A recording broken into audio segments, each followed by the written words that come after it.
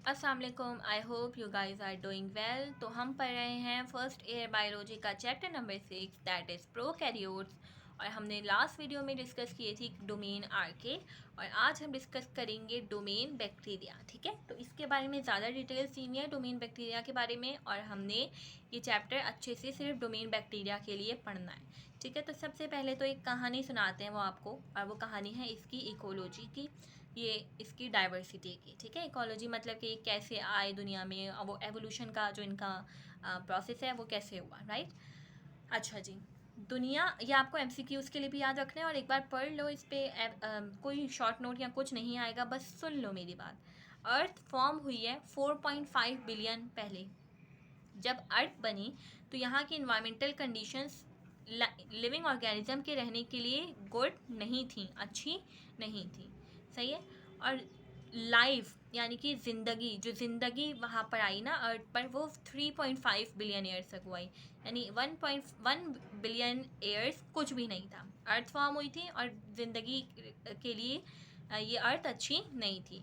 फिर 3.5 बिलियन पहले, यानी इसके अर्थ बनने के 1 बिलियन ईयर बाद लाइफ, वहाँ पे ज़िंदगी आई।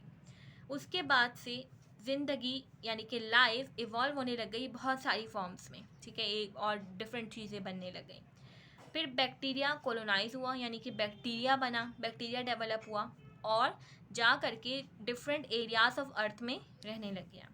इनमें से कुछ बैक्टीरिया अपना खुद का खाना बनाने लग गए। क्या क्या चीज़ें यूज़ करके, क्योंकि ऑक्सीजन तो थी नहीं उस वक्त अर्थ पर, तो कार्बन डाइऑक्साइड और सन की एनर्जी यूज़ करके।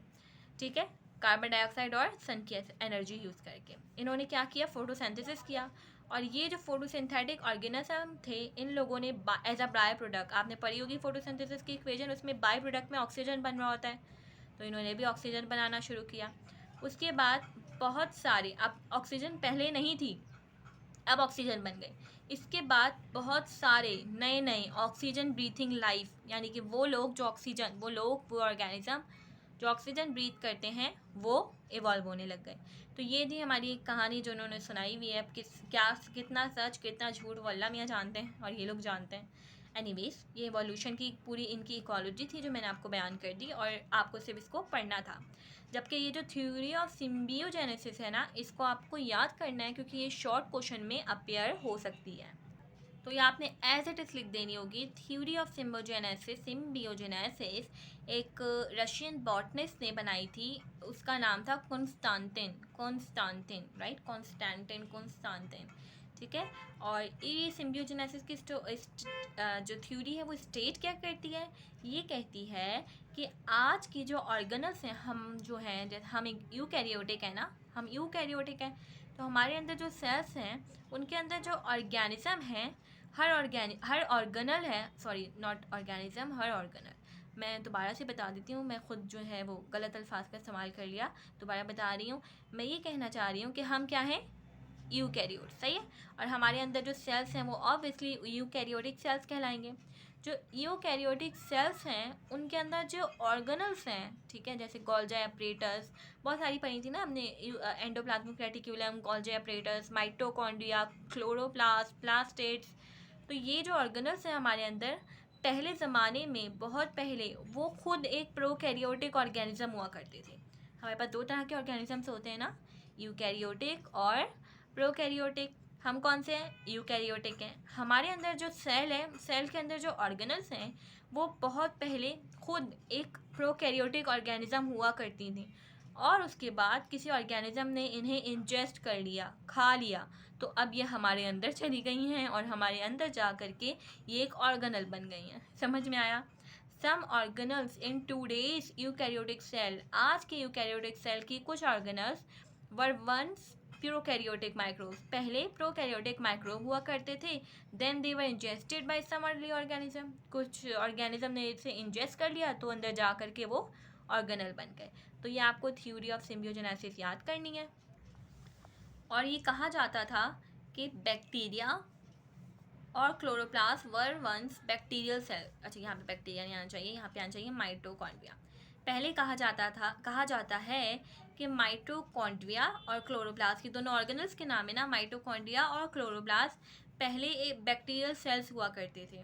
फिर पैसेज ऑफ टाइम के साथ ये स्पेशलाइज होते गए, ठीक है। पहले ये अलग अलग बैक्टीरिया होते थे, ये भी बैक्टीरिया था, ये भी बैक्टीरिया था। अब ये मज़ीद स्पेशलाइज हो गए और अब किसी ने इसको इंजेस्ट कर लिया, किसी ऑर्गेनिज्म ने, तो ये अंदर जाके माइटोकॉन्ड्रिया और क्लोरोप्लास्ट बन गए और बैक्टीरिया से हट गए और स्पेशलाइज हो गए। और अब ये ऐसे हो गए हैं बेचारे कि ये और आउटसाइड द सेल रह भी नहीं सकते, ठीक है। तो ये इनकी एवोल्यूशन की एक थ्योरी है। याद रखो बेटा, ये लॉ नहीं है, ये थ्योरी है। थ्योरी का मतलब ये होता है कि अभी ये 100% प्रूव नहीं है, ठीक है। लॉ का मतलब होता है कि दैट इज़ 100% प्रूव, ठीक है। अच्छा, इसलिए इसी वजह से माइटोकॉन्ड्रिया और क्लोरोप्लास्ट के अंदर कुछ कैरेक्टरिस्टिक्स ऐसे हैं जो बैक्टीरिया से मिलते हैं और वो आपसे ये रीजनिंग क्वेश्चंस में पूछ लेते हैं। तो वो ये हैं, इनके पास सिमिलैरिटीज़ हैं बैक्टीरिया जैसी, ठीक है। क्या क्या सिमिलैरिटीज़ हैं? हमने पढ़ा था कि माइटोकॉन्ड्रिया और क्लोरोप्लास्ट के पास अपना खुद का डीएनए होता है। इसके अलावा इनके अंदर जो मेम्ब्रेन्स होती हैं वो भी डबल मेम्ब्रेन होती है। इसके अलावा इनको रेप्लिकेट करने के लिए अपने सेल की ज़रूरत नहीं पड़ती, ये इंडिपेंडेंटली रेप्लिकेट कर सकती हैं। तो ये तीनों कैरेक्टरिस्टिक माइटोकॉन्ड्रिया और क्लोरोप्लास्ट के पास बैक्टीरिया जैसे हैं, इसलिए ये थ्योरी वो लोग कहते हैं कि ये सच भी हो सकती है, ठीक है। तो ये अभी इस पर रिसर्च चल रही है, ठीक है। इंशाल्लाह आप लोग भी रिसर्च कीजिएगा और बताइएगा सच है नहीं है। फिर आ जाता है बैक्टीरियल हैबिटेट, यानी बैक्टीरिया कहाँ कहाँ रह सकता है। बैक्टीरिया बच्चों वाहिद चीज़ है जो दुनिया के किसी भी, तकरीबन किसी भी हैबिटेट पे रह सकता है। तो ये एक लाइन काफ़ी है इसका बताने के लिए, ठीक है। अब हम क्या पढ़ेंगे? टाइप्स पढ़ेंगे बैक्टीरिया की on the mode of respiration. बहुत सारी टाइप्स पढ़नी है हमने और मोड ऑफ रेस्पिरेशन के बेसिस पे बैक्टीरिया की कितने टाइप्स हैं वो हम बुक के टेबल से देख लेते हैं, जो पेपर में अपेयर हो सकता है। ये है आपकी बुक का table number 6.3 on page 123। On the basis of mode of respiration bacteria की दो टाइप्स हैं, एक है एरोबिक बैक्टीरिया और दूसरा है एनएरोबिक बैक्टीरिया। एरोबिक बैक्टीरिया वो होते हैं जिनको अपनी रेस्पिरेशन करने के लिए ऑक्सीजन की ज़रूरत पड़ती है, इनको रेस्पिरेशन करने के लिए ऑक्सीजन की ज़रूरत नहीं होती। तो ये उन जगहों पे रहते हैं जहाँ पे ऑक्सीजन अवेलेबल है, और जबकि एनएरोबिक वहाँ रहते हैं जहाँ पे ऑक्सीजन अवेलेबल नहीं है। अगर ऑक्सीजन में जाएंगे तो बेचारे मर जाएंगे, ठीक है। और ये वाले अगर ऑक्सीजन के बगैर किसी जगह पे जाएंगे तो मर जाएंगे। इसके अलावा एरोबिक बैक्टीरिया जब अपनी रेस्पिरेशन करते हैं तो प्रोड्यूस करते हैं कार्बन डाइऑक्साइड और वाटर, जबकि एनारोबिक बैक्टीरिया जब रेस्पिरेशन करते हैं, क्योंकि ये इन्होंने ऑक्सीजन यूज़ नहीं किया हुआ होता, तो ये प्रोड्यूस करते हैं कार्बन डाइऑक्साइड बिल्कुल वैसे ही, लेकिन वाटर प्रोड्यूस करने के बजाय ये इथेनॉल या लैक्टिक एसिड प्रोड्यूस करते हैं, ठीक है। ये बैक्टीरिया कहाँ कहाँ रहते हैं? वहाँ रहते हैं जहाँ ऑक्सीजन प्रेजेंट है, जैसे कि मिट्टी में, पानी में और ओपन खुली सरफेसिस पे। जबकि ये वहाँ पे रहते हैं जहाँ पे ऑक्सीजन पहुँच नहीं सकती, जैसे इंसानों की इंटेस्टाइन में और मार्शी एरियाज़ में, ठीक है। अच्छा, एरोबिक बैक्टीरिया जाहिर है ऑक्सीजन यूज़ कर रहे हैं तो एनर्जी ज़्यादा बनाएंगे, जबकि एनएरोबिक बैक्टीरिया जाहिर है क्योंकि ऑक्सीजन यूज़ नहीं कर रहे हैं तो कम एनर्जी बनाएंगे। इनकी एग्जांपल भी याद कर लो, माइकोबैक्टीरियम, लैक्टोबैसिलस, और इनकी एग्जांपल ई कोलाई जो हमारे अंदर रहता है और क्लॉस्ट्रीडियम। सही हो गई बच्चों? बाकी हम नेक्स्ट लेक्चर में डिस्कस करेंगे और रोज़ का काम रोज़ ही याद करना है। अल्लाह हाफिज़।